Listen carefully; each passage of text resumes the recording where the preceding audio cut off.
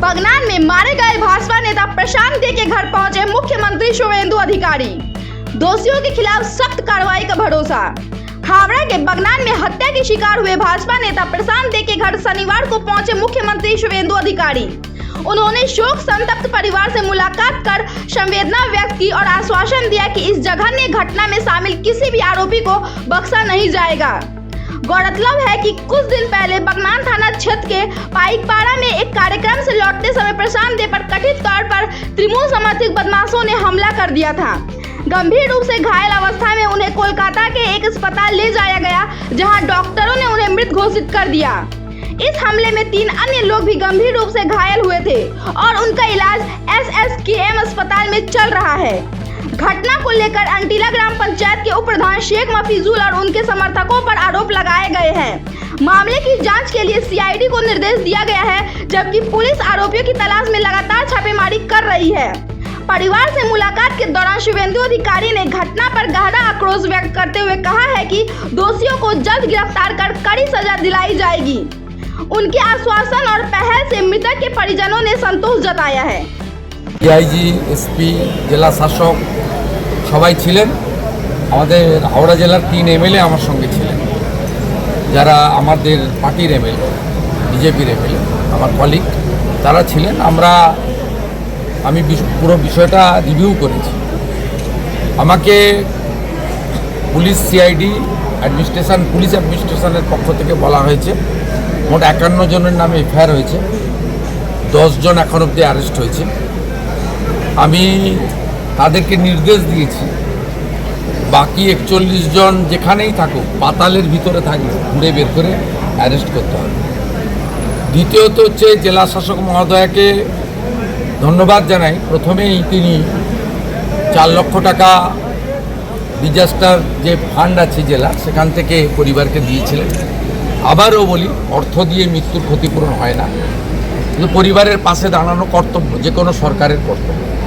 আজকে আমি CM relief fund থেকে আরও 5 লাখ টাকা দিলাম এবং ওনার যে মেয়ে রয়েছে, বড় মেয়ে 22 বছর বয়স, তাকে আমরা একটি জব দিলাম আমাদের BDO অফিসে নিয়ম মেনে। কারণ সরকারি চাকরি, স্থায়ী চাকরি পরীক্ষা দিয়ে হয়। এখানে একটি কন্ট্রাকচুয়াল জব তার বাড়ির কাছে BDO অফিসে দেওয়া হয়েছে।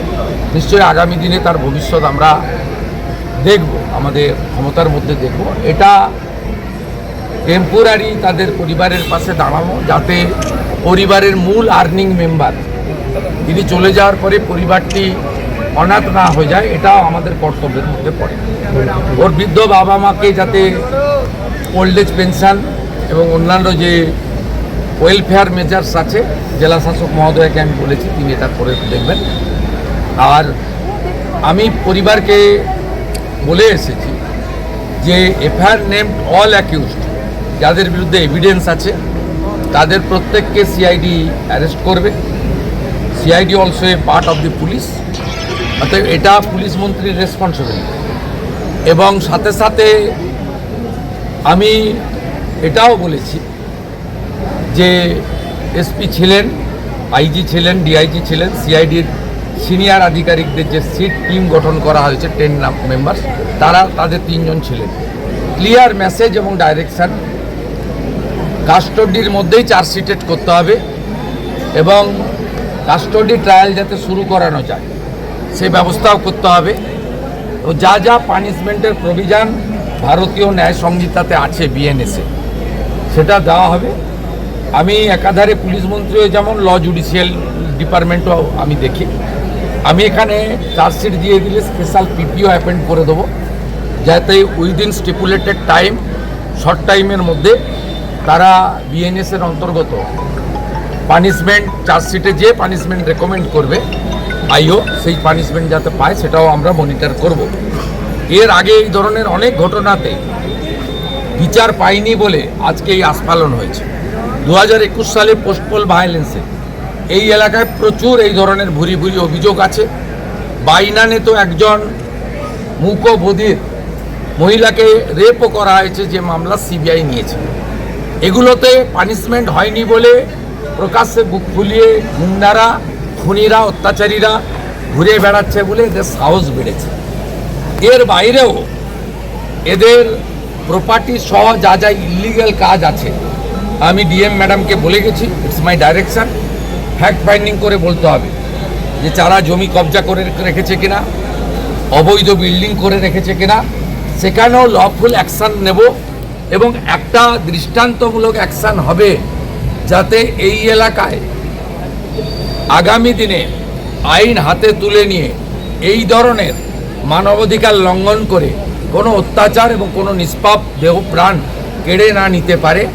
এটা হচ্ছে আমাদের দায়িত্ব, কারণ শাসকের আইন উঠে গেছে এই রাজ্যে, এখন আইনের শাসন প্রতিষ্ঠা হয়েছে, এটা প্রতিষ্ঠা করার দায়িত্ব আমার।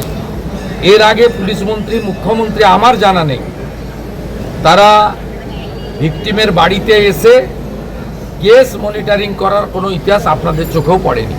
তো আমি বলতে পারি যাদের ত্যাগের বিনিময়ে এই রাজ্যে রাষ্ট্রবাদী সরকার তৈরি হয়েছে, আমাকে মুখ্যমন্ত্রীর মতো গুরুদায়িত্ব আপনারা দিয়েছেন, আপনাদের ভরসার জায়গাটাকে সম্মানের সঙ্গে, আস্থার সঙ্গে রক্ষা করার দায়িত্ব আপনাদের মুখ্যমন্ত্রী।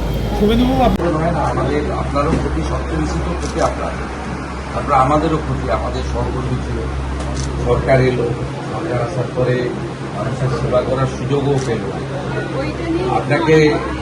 আপনাকে বলি, বিচার পাবেন।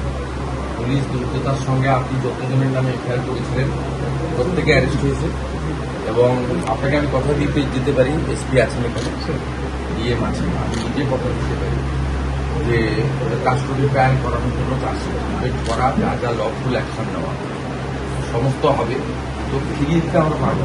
ইতিমধ্যে জেলা শাসক